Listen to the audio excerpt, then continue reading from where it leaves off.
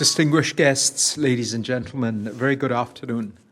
And thank you for joining us today for the first in a series of conversations with the community organized by the Singapore courts. Let me also thank the Singapore Management University's Yong Pang House School of Law for working with us to put this event together. These conversations provide a valuable opportunity for dialogue between the judiciary and the broader community on topical issues, as Xiao Hon said, at the intersection of law and society. And I very much hope that each session will give us cause for reflection and thought. It is appropriate that this series of conversations opens with a fundamental question. What is the role of the court in our society? In the Federalist Papers, one of the American founding fathers, Alexander Hamilton, famously described the judiciary as the least dangerous of the three branches of government in a system based on the separation of powers. The executive, he said, holds the sword of the community, and the legislature prescribes the rules by which the duties and rights of every citizen are to be regulated. In contrast, the judiciary may be said to have neither force nor will, but merely judgment. Hamilton wrote those words in 1788, but they still encapsulate fundamental aspects of our understanding of the judiciary's role today. It is well known that the court's essential function is to say what the law is, but especially in more recent times, our understanding of the role of the judiciary as an institution has evolved. My principal thesis today is that the courts have two distinct but complementary kinds of roles in safeguarding our society. The first is the one we're all familiar with, the court's adjudicative role, to interpret and apply the law in each case in a fair and principled way that ensures respect for the constitutional and institutional space of each branch of the government. The second might be labeled the court's systemic role, by which I mean its task of developing and operating a system for the administration of justice that is accessible to all and meets the needs of all. It is by discharging both these roles that the courts can secure public trust in our justice system and more broadly in the rule of law in our society. Let me begin with the adjudicative role of the courts. In deciding each case that comes before them, the courts exercise the judicial power that is vested in them by the Constitution, which is the supreme law of the land and which enshrines, among other things, the fundamental liberties of our people. But the Constitution equally vests legislative power in the Parliament and executive authority in the Cabinet and the President. This reflects a separation of powers premised on the notion that the judiciary, the executive, and the legislature are co-equal branches of government, each with its own constitutional territory and institutional space. The separation of powers means that each branch must be allowed to fully and fairly exercise the powers that it has been allocated within our constitutional order. This in turn requires the court to be guided by two core principles in discharging their adjudicative role: judicial courage and judicial modesty. And let me elaborate on each of these in turn. First, the courts must demonstrate judicial courage in exercising the judicial power that has been entrusted to them. Our courts do not shy away from adjudicating on the constitutionality and legality of legislative and executive acts when it is necessary to do so. On the contrary, the courts have maintained that this is a task that lies exclusively within the ambit and the competence of the courts. This is central to their role in safeguarding society against any unlawful exercises of state power and protecting individuals from infringements of their rights and liberties. 4 decades before Hamilton described the judiciary as the least dangerous branch, Montesquieu, in one of his earliest statements of the separation of powers doctrine, explained its rationale in terms of the protection of liberty. He said there would be no liberty if the judicial power was not separated from that of the executive and the legislature, because, in his words, that would allow tyrannical laws to be executed in a tyrannical manner. This, he suggested, would mean an end of everything. Happily, the kind of tyranny that Montesquieu envisaged is unthinkable for us.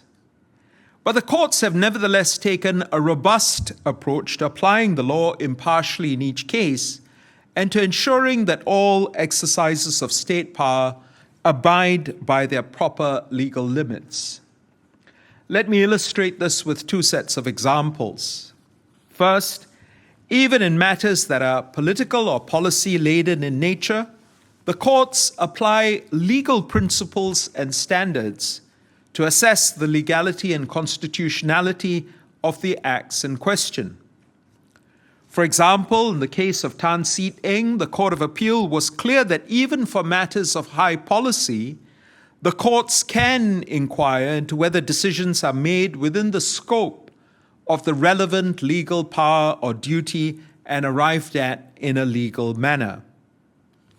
A more recent example is the case of Tan Seng Ki, which involved challenges to the constitutionality of Section 377A of the Penal Code, and required a consideration of the political compromise under which 377A was to be retained but not proactively enforced.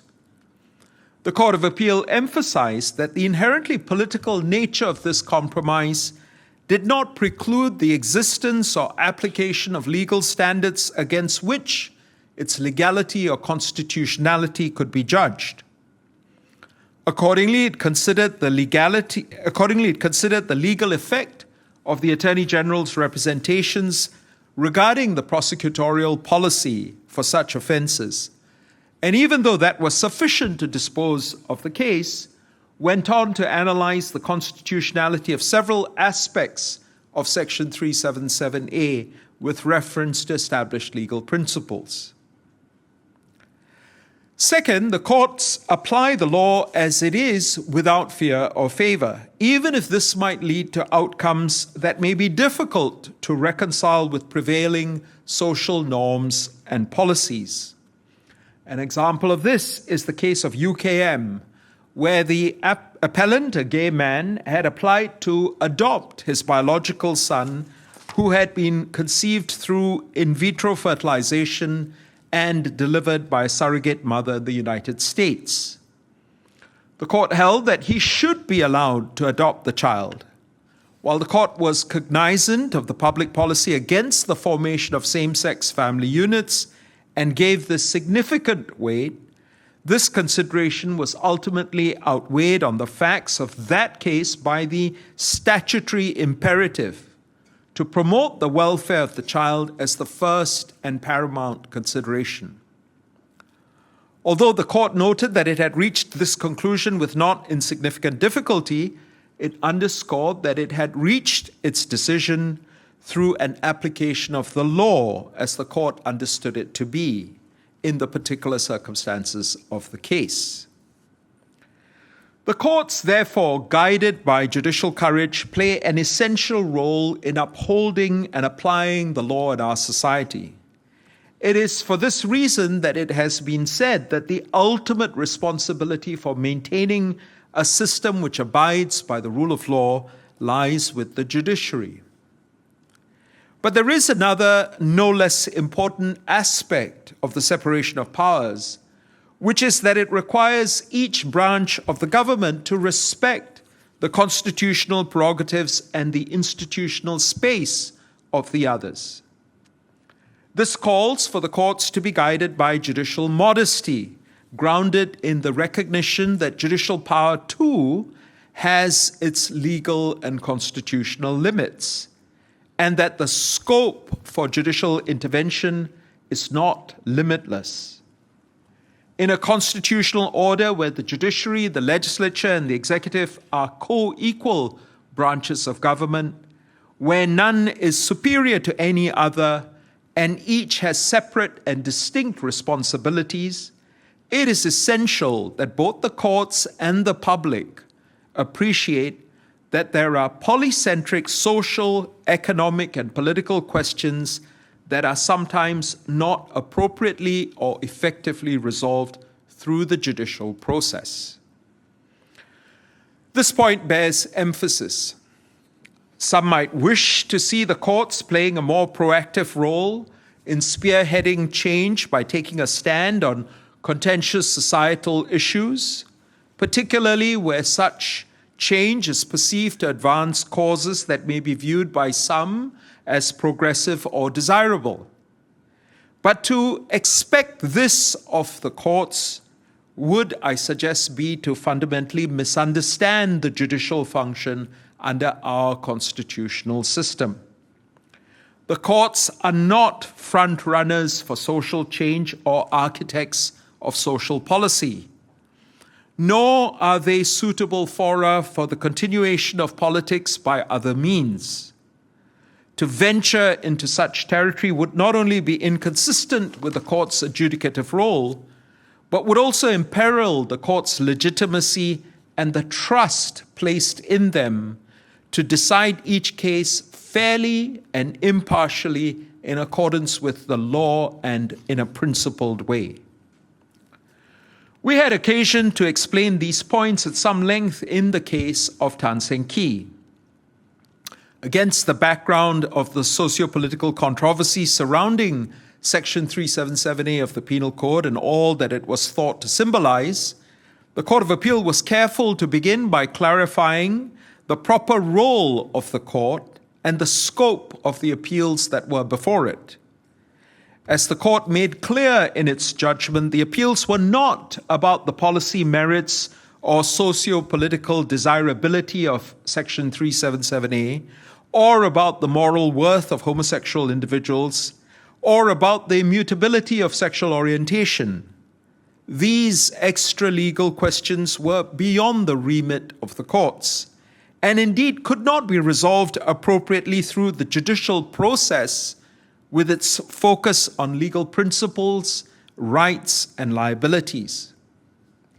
Instead, the underlying disagreements of moral conscience at play would be better addressed through the political process, which is designed to allow for democratic debate over competing conceptions of the public good and to devise pluralistic solutions capable of accommodating divergent interests and opinions.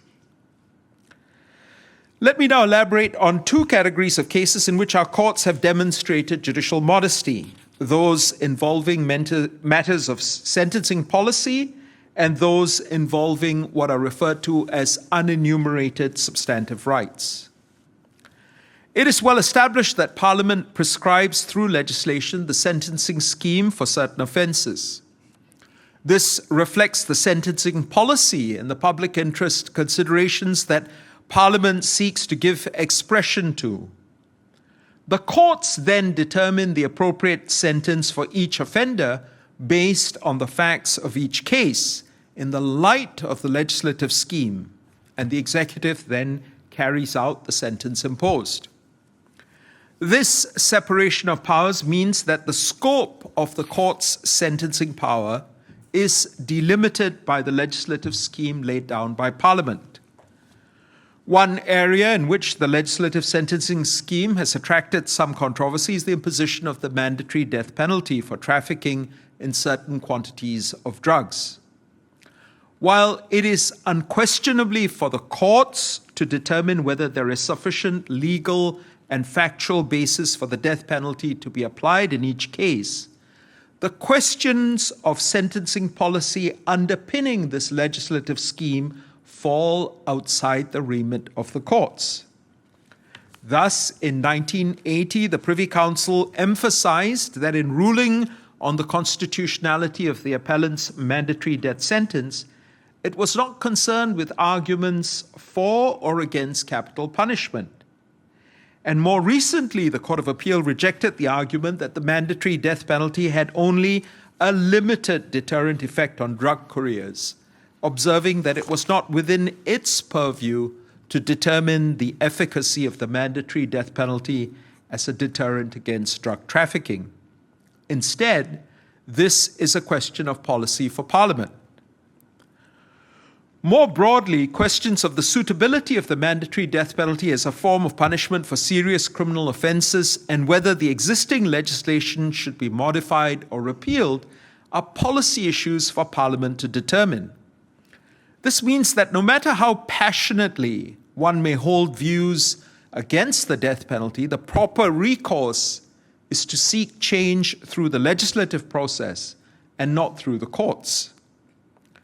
This doesn't mean that our courts do not take a robust approach to reviewing whether the substantive conditions for the imposition of the death penalty as prescribed by law are met, and whether the proper procedures for carrying out the death penalty have been followed. For example, in 2020, the Court of Appeal allowed a prisoner awaiting capital punishment to commence judicial review proceedings on the ground that the scheduling of his execution ahead of other prisoners awaiting capital punishment who had been sentenced to death before him disclosed a prima facie case of a reasonable suspicion that his right to equality under Article 12 of the Constitution might have been breached. The court emphasized that it was not dictating the considerations that the state had to take when scheduling executions, which was, under the statutory scheme, an executive rather than a judicial function. But its decision sought to ensure that the state applied its own criteria consistently in the scheduling of executions, departing from its stated baseline only where there were legitimate reasons for doing so.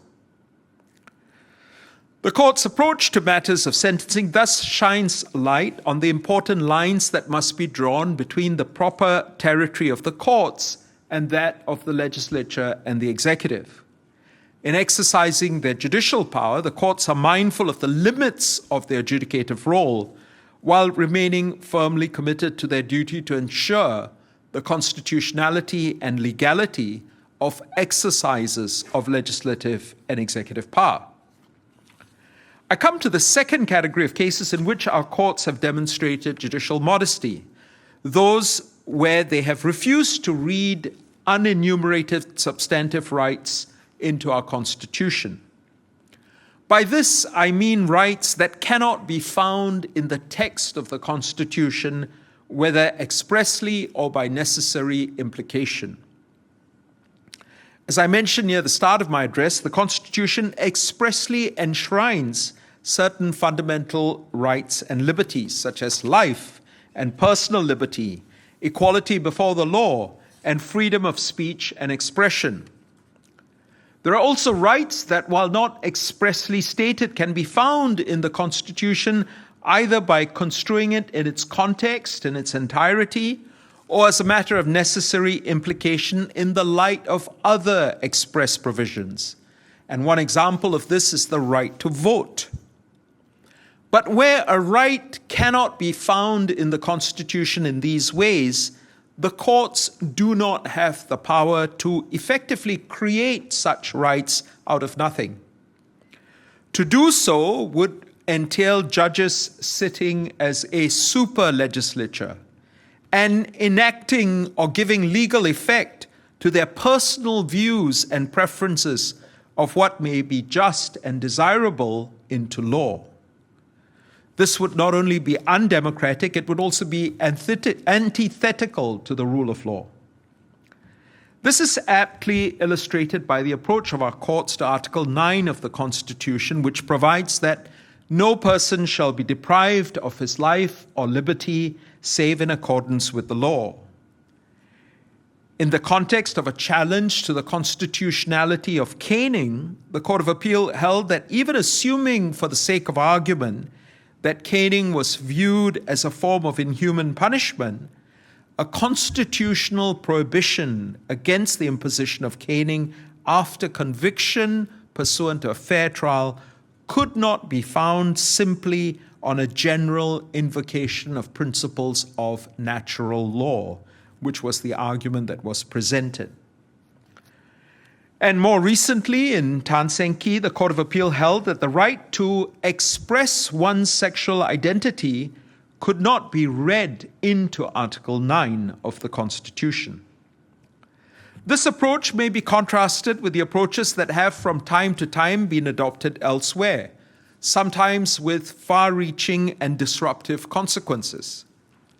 We need look no further than the development of U.S. law on the right to an abortion, from the well-known decision of the U.S. Supreme Court in Roe v. Wade in 1973 to its subsequent decision to overrule and reverse that decision in Dobbs against Jackson Women's Health Organization last year. In Roe, a majority of the court held that the Due Process Clause in the 14th Amendment to the U.S. Constitution contained a right to privacy that protected a pregnant woman's right to choose whether to have an abortion. While this might have appeared to be a victory for pro-choice advocates, Justice Ruth Bader Ginsburg, writing extrajudicially, observed that there had been a trend in the states towards the liberalization of abortion statutes at the time of the court's decision in Roe, such that the political processes had been moving, albeit not swiftly enough for advocates, towards change. But by venturing as far as it did, Roe appeared to have provoked rather than resolved conflict by catalyzing the mobilization of the Right to Life movement and a resultant reaction in Congress and state legislatures. These concerns were borne out in the years that followed, and after half a century of socio-political contestation, the U.S. Supreme Court in Dobbs overruled Roe and held that the 14th Amendment did not protect the right to an abortion. Justice Samuel Alito, delivering the majority's opinion, warned that judges had to be careful not to confuse what the 14th Amendment protected with their own views about the liberty that Americans should enjoy.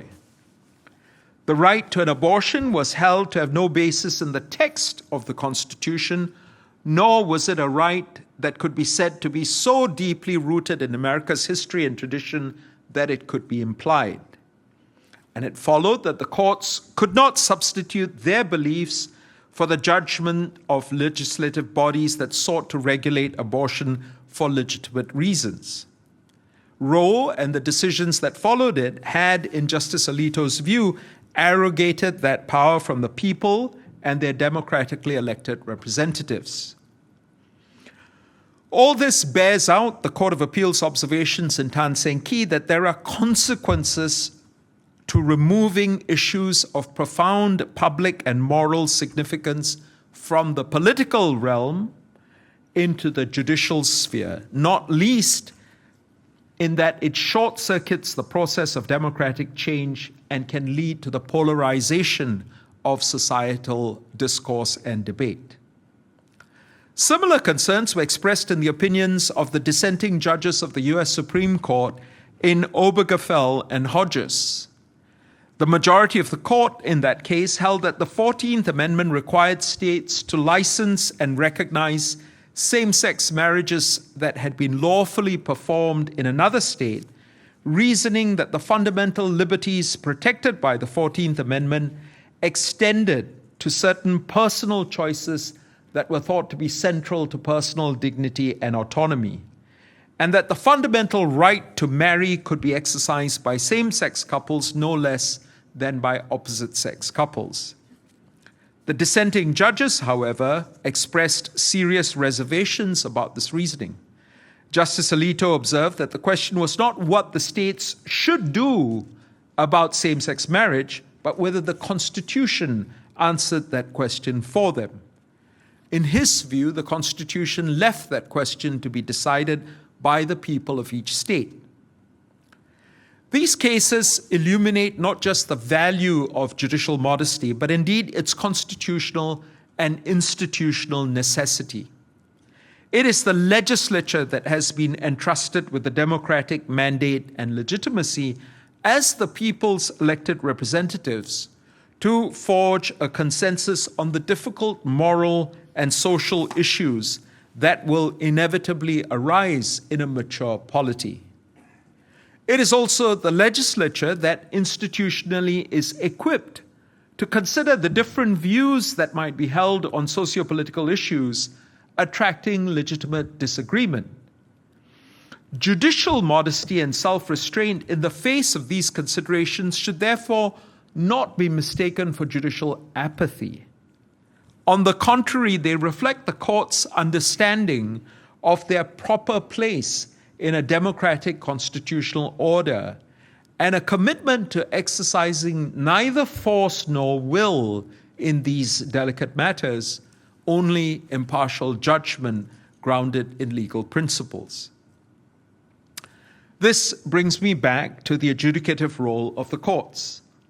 The court's role is to say what the law is and to apply that law to the facts of each case that come before them, not according to what particular stakeholders or interest groups in society might want the law to be, or in accordance with the judge's personal inclinations. It is critical to the integrity and legitimacy of the judiciary that the judicial power to interpret and apply the law be wielded responsibly, impartially, and in a principled way in each case. Indeed, it is precisely because the courts do not wade into areas of social and political controversy that they can continue to serve as a key stabilizing force in society by maintaining widespread public acceptance of their status as the legal arbiters and umpires of society, and public confidence in the rule of law rather than the rule of the courts is what we should be striving for. After all, judges and courts are equally servient to the rule of law as any other entity. This also recognizes that courts do not work alone in safeguarding our society. Instead, the different branches of the government are partners in the shared endeavor to advance society's best interests. At the same time, the changing world that we find ourselves in today has prompted an evolution in our understanding of the judiciary's role.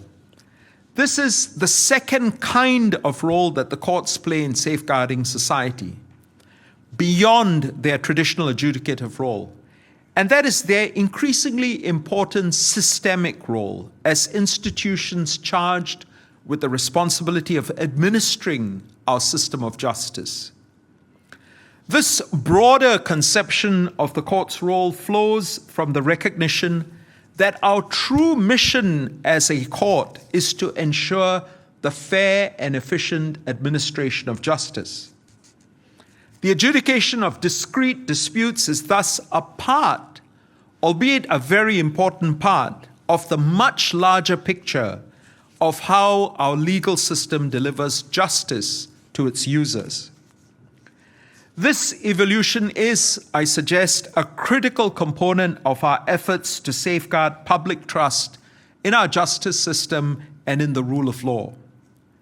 These efforts take on particular importance and urgency in the light of the global challenges that societies and justice systems around the world face today, which come together to form what can be characterized as a perfect long storm, to borrow the words of our president in a slightly different context. I highlight three of these challenges: socioeconomic inequality, truth decay, and the decline in trust in public institutions. Let me begin with socioeconomic inequality. Rising inequality has been an area of global concern for some years now, and this troubling trend has been exacerbated by the COVID-19 pandemic. A report published by Oxfam earlier this year noted that the richest 1% had captured nearly 2/3 of all the new wealth generated since the start of the pandemic. If socioeconomic inequality continues to worsen, it will exacerbate the polarization of public discourse and the marginalization and disaffection of those left behind. For the reasons I outlined earlier, the courts do not have the mandate to tackle complex social issues like inequality head-on. Nonetheless, as the institution responsible for the administration of justice, the judiciary has a legitimate, I suggest essential role to play in helping to stabilize society by promoting the goal of access to justice in whatever way it can. The courts must therefore take steps to ensure that, as far as possible, would-be litigants are not shut out of the justice system on account of the cost or other obstacles faced in navigating the justice system. The policy imperative to ensure access to justice does not detract from the court's adjudicative role that I've spoken about, but instead it complements that role. Even the best justice system with the most skilled and principled adjudicators will be worthless if it is inaccessible to those who wish to have recourse to the courts to resolve their legal problems. Turning to the second of the issues, the phenomenon that has been labeled truth decay. This refers to the proliferation of disinformation and the devaluation of truth in public discourse. And this is something that the world has witnessed to a growing extent in recent years. Truth decay has been characterized by a set of 4 related trends. First, an increasing tendency to disagree over facts, a blurring of the line between opinion and fact, an increase in the relative volume and influence of opinion and personal experience over fact, and finally, lower trust in formally respected sources of factual information. To be sure, this phenomenon affects virtually all aspects of societal life, but it is a particularly pernicious threat to the rule of law, which at its most basic level must be rooted in the pursuit of truth in order to achieve justice. Truth is the foundation upon which the courts do their work, and it is essential that the findings of the court are accepted in the public sphere as generally reflecting the truth. It would be deeply damaging to the legitimacy of the courts for baseless and unfair allegations to be made against judges in the discharge of their duties, such as accusations that their rulings merely reflect their personal preferences. This problem is exacerbated by the sheer speed at which falsehoods can gain widespread traction. As the saying goes, a lie can travel halfway around the world while the truth is still putting on its shoes. In these circumstances, it is especially important for the courts not only to emphasize the sanctity of truth within the courtroom, but also to enlarge their efforts to educate the public at large about court processes and judicial decisions. And the third challenge, related to the previous two, is the broader and more fundamental decline in trust in public institutions. The 2022 Edelman Trust Barometer found that distrust had become society's default emotion. And the 2023 Edelman Trust Barometer reported that globally, government was less trusted than business. This underscores the point that societies today are experiencing a serious deficit of trust. This is a corrosive reality to which the courts are not immune, and it strikes at the heart of the discharge of our judicial responsibilities, because the legitimacy of the courts rests upon the broad acceptance that courts are reliable truth seekers and truth finders who can be trusted to dispense justice according to law and to ensure the legality of the actions of other public institutions. If this trust falls away, so too will trust in our justice system as a whole and then in the rule of law in our society. It is therefore imperative for the judiciary to secure and maintain public trust in the courts. Amidst these serious challenges, I suggest that our paradigms of justice will need to shift. It'll be increasingly important for the courts to look beyond a narrow conception of their role that is focused largely or exclusively on adjudication and instead devote attention to developing systems and institutions that can deliver and excel in the administration of justice. Our judiciary is working to discharge this systemic role by building a user-centric court system that meets the needs of the public and strives to advance access to justice. Part of this endeavor must involve assisting court users in understanding and navigating the justice system. I refer to this as the court's assistive responsibility towards our users.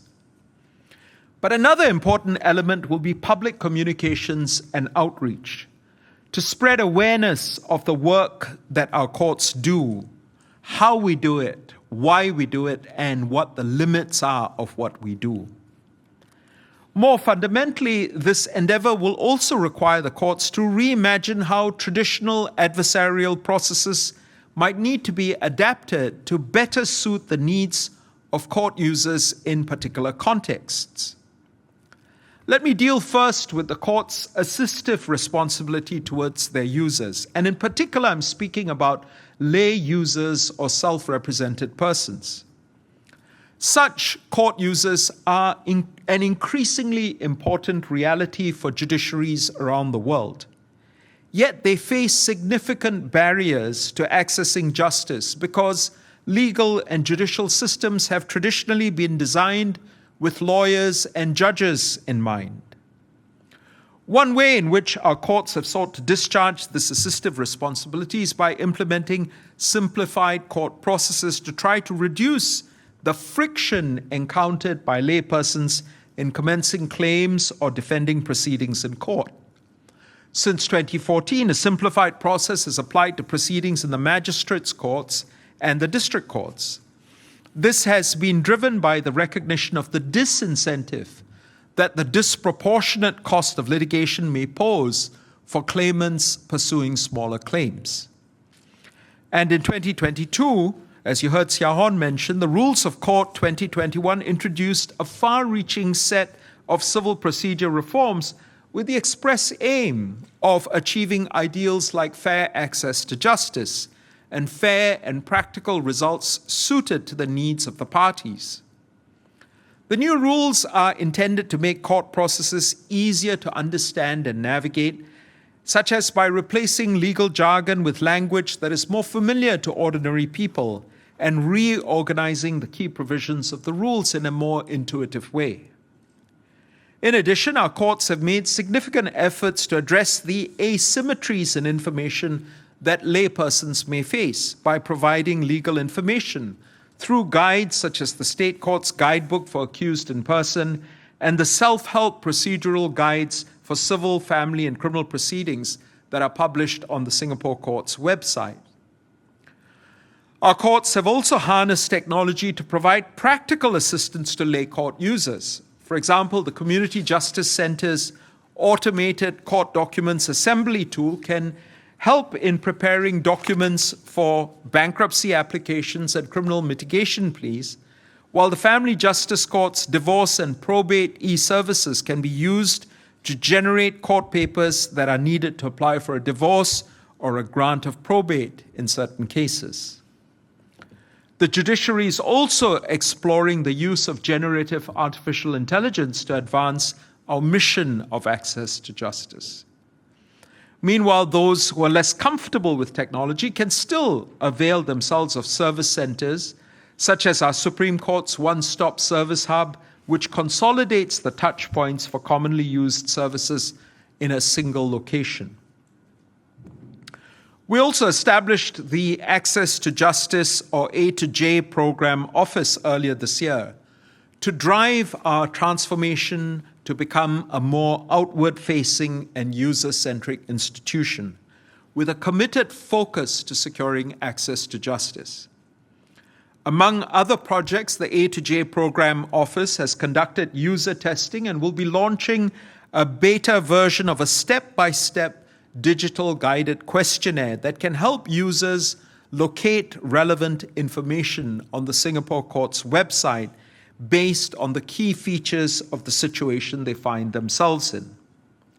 And there will undoubtedly be more developments on the horizon as we undertake the significant and critically important endeavor of furthering access to justice.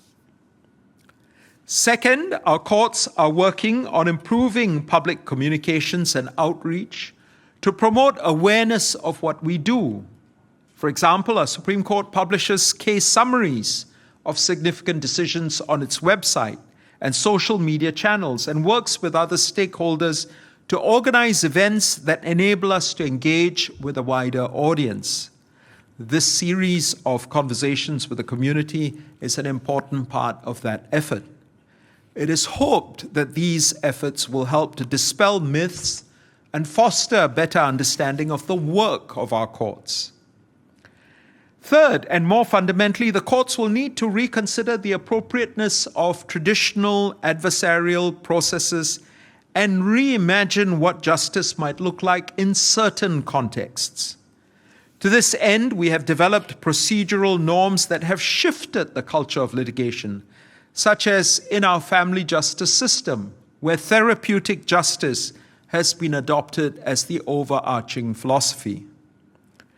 Therapeutic justice is a conception of the law as a method of resolving family disputes that recognizes that justice in this context must seek to help the parties to repair their broken relationships and look towards the future, rather than facilitating an adversarial mindset that is focused on winning and losing and settling old scores in a way that may engender further acrimony. This has required the ordinary tools and processes of litigation to be modified to meet the particular needs of family litigants. More generally, we have encouraged the use of alternative dispute resolution mechanisms such as mediation, which help to focus the parties' attention on their shared interests and on the way forward instead of on a zero-sum allocation of fault for past hurts and wrongs. Mediation is also more accessible to laypersons because it doesn't require them to frame their issues in terms of legal arguments, but instead encourages them to articulate their interests and their concerns. It'll be apparent from what I have said that embracing and discharging the court's systemic role as the institution responsible for administering our system of justice will be a massive undertaking. But this dimension of our role is one that we must be firmly committed to. Let me conclude by returning to Hamilton's words with which I began this address. The role of the courts has long been and will continue to be to exercise judgment as opposed to force or will, by interpreting and applying the law in a fair and principled way in each case that comes before them. This adjudicative role enables the courts to uphold the rule of law and serve as an important stabilizing force in our society. But our role cannot be limited to a purely adjudicative setting. To effectively navigate the challenges that confront our societies, the courts, as the custodians and principal operators of our justice systems, have a special responsibility for protecting the core values of those systems and ensuring that robust mechanisms are in place for the delivery of justice to all. It is in doing this effectively that we will be able to secure and maintain public trust in the systems that have been established for the orderly resolution of disputes, and more generally to uphold public confidence in the rule of law. And this, I suggest, is the most important way in which our courts can safeguard our society. Thank you very much.